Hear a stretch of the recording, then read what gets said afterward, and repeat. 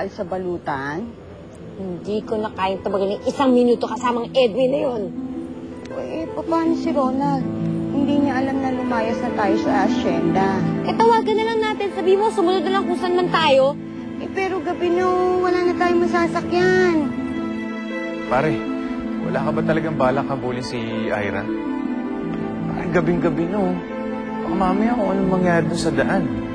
Matigas talaga ang ulo ni Ira. Ang hilig pa rin niya tumakas sa problema. But, ano ba Edwin? Ano ba yung pinagawain niya?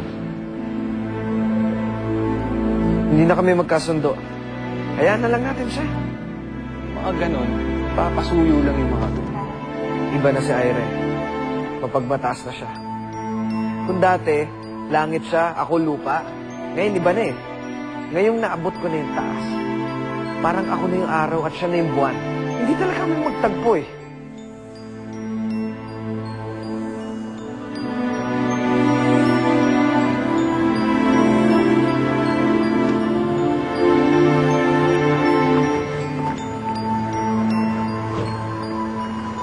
Si Edwin! Ano pang ginagawa mo dito? Sinabi ng hindi magbabagong isip ko. Kung inaakala mong sinusundan kita, nagkakamali ka. Nagpunta lang ako dito para siguraduhin na makakauwi kayo ng Manila na maayos. Hindi ka rin makapaghintay, ano? Huwag kang mag-alala. Aalis na kami ngayon at hindi na ako hihingi ng tulong mo. Pero sige na, magpahatid ka na oh. 10 oras na ng gabi, wala na kayong masasakayan dito papunta sa bayan. Sige na naman, Ira. Pumayag ka na.